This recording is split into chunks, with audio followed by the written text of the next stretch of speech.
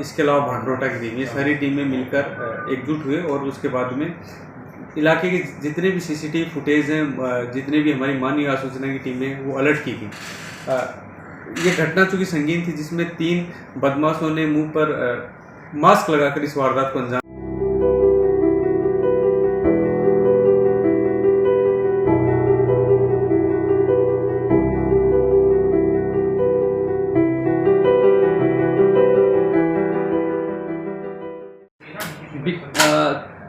बगरू के थाना हल्के में रत्नेश्वरी एक ज्वेलर्स था, उसमें 22 तारीख को शाम को एक लूट की वारदात हुई।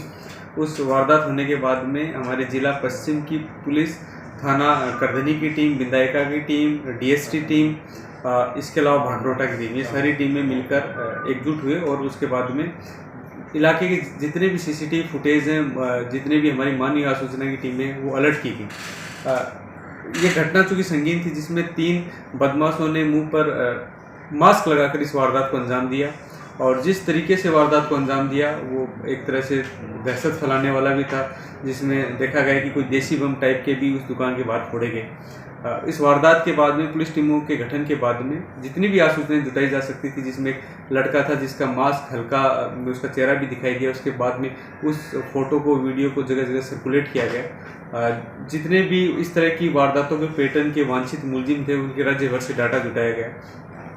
उसके बाद में सीसीटीवी फुटेज व अन्य टेक्निकल साक्ष्यों से इस गैंग के कुछ सदस्यों की पहचान हुई, जिसके लिए हरियाणा, यूपी और राजस्थान के विभिन्न भागों में टीमों द्वारा दबिश दी गई।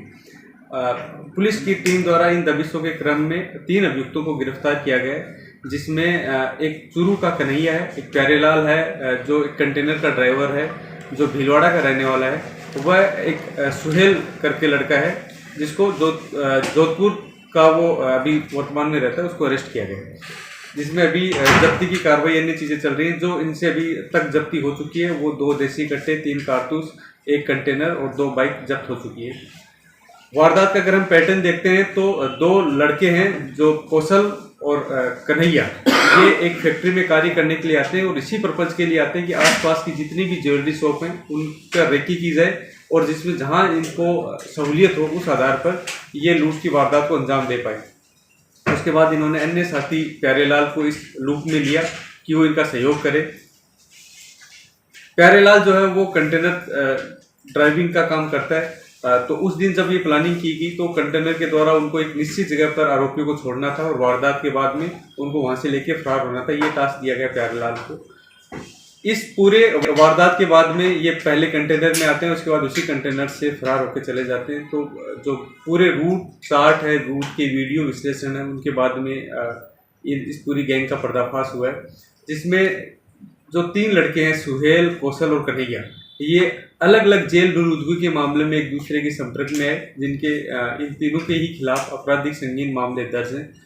इस वारदात में इनके अन्य जो साथी हैं उनकी पुलिस पहचान कर रही है, उनकी भी गिरफ्तारी सुनिश्चित की जाएगी। इस संपूर्ण कार्रवाई में प्रतापगढ़ यूपी की पुलिस, हरियाणा में नारनौल की पुलिस, जोधपुर कमिश्नरेट की टीम और चूरू तारानगर की पुलिस ने जयपुर वेस्ट की पुलिस का सहयोग किया और उनकी सबके सहयोग से ही हम इन अभियुक्तों को गिरफ्तार कर पाए। सर, इन्होंने जो प्लानिंग की थी, बेसिकली इनके रेकी का कार्य कई दिनों से चल रहा था। इन्होंने न केवल बगरू थाना क्षेत्र में बल्कि आसपास जैसे चूरू और बीकानेर तक भी ये रेकी करके आए थे, क्योंकि इसमें एक जो मुलजिम सुहेल, वो मूलतः बीकानेर का रहने वाला है। इन्होंने प्लान ये बनाया था कि जो कंटेनर का ड्राइवर है वो एक सुनसान जगह तक इनको लेके जाएगा और उसके बाद में लूट करके आएंगे और उसके बाद उसी कंटेनर से फरार हो जाएंगे और मुताबिक इनकी प्लानिंग के ही इनका सारी कार्य चला।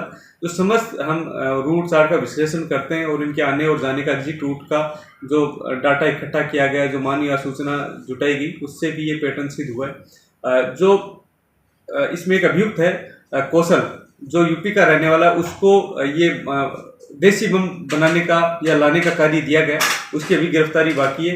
उसका उद्देश्य ये था कि जब वहाँ लूट कर रहे हैं तो आसपास के लोगों में एक दहशत फैलाई जा सके, ताकि आसपास के लोग इनकी लूट करने की वारदात में बीच में नहीं आ पाएं।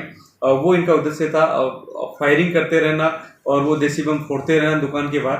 तो इस तरह इन्होंने इस वारदात को अंजाम दिया और वारदात के बाद फरार हुए।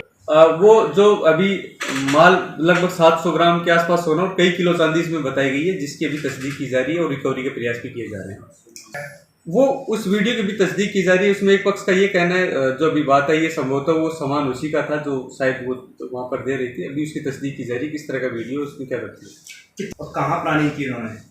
ये यहाँ 6 महीने से रह रहे थे जो संबंधित फैक्ट्री थी, और चूँकि बगरू इलाका है जो शहर से दूर है, अगर एग्जिट भी इनको होना है तो इन्होंने समझा शायद ये आसानी से एग्जिट हो पाएंगे और शायद पकड़ में नहीं आएंगे, तो 6 महीने से लगभग प्लान कर रहे थे। और न केवल इस थाना हल्के की बल्कि आसपास के इलाकों में भी जा के रेकी करके आए कि कहाँ से ये ढंग से ये लूट डकैती जैसी वारदात करके आसानी से एग्जिट होकर बाहर निकल सकते हैं। मुथूट फाइनेंस की इन्होंने रेकी की, इसके अलावा चूरू में कोई रेकी करके आए हैं, बीकानेर में भी रेकी करके आए, तो एग्जैक्ट जगह कौन सी है वो अभी दौरान अनुसंधान तथ्य सामने है। क्या कुछ रिकॉर्ड और भी है सर इनके? इनके क्रिमिनल रिकॉर्ड हैं जो अभी क्रिमिनल निरुकी के रिकॉर्ड निकाले, क्योंकि पहले की भी संगीन मामलों में अपराध है। एक आर्म्स एक्ट का चूरू का कोई मामला है जो इनके खिलाफ दर्ज है, जिसमें आपस में ये फिर जेल के दौरान मिले। ऐसे एक बीकानेर का भी मर्डर का प्रकरण है जिसमें निरुकी के दौरान ये आपस में मिले। सर एक चीज़ और, निश्चित तौर पे ये पिछले दिनों हमने कई ऐसे सारे मकान मालिकों के खिलाफ जयपुर पश्चिम पुलिस ने कार्रवाई की जिन्होंने अपने किराएदारों को बिना वेरिफिकेशन के रखा था। ये इतना ये संगीन वारदात हुई है, इसमें जो फैक्ट्री मालिक है उसने कौशल और कन्हैया को बिना किसी पुलिस वेरिफिकेशन के अपने यहाँ रख रखा था। अगर वो इनकी वेरिफिकेशन करा लेता तो उसके दिमाग में कहीं ना कहीं रहता कि ये जो है गंभीर अपराधी हैं और ऐसे अपराधियों पर वो नज़र रख पाता और पुलिस को पता रहता कि उनके इलाके में कोई ऐसा व्यक्ति है जो इस तरह की आपराधिक प्रवृत्ति का है और यहाँ निवास कर रहा है।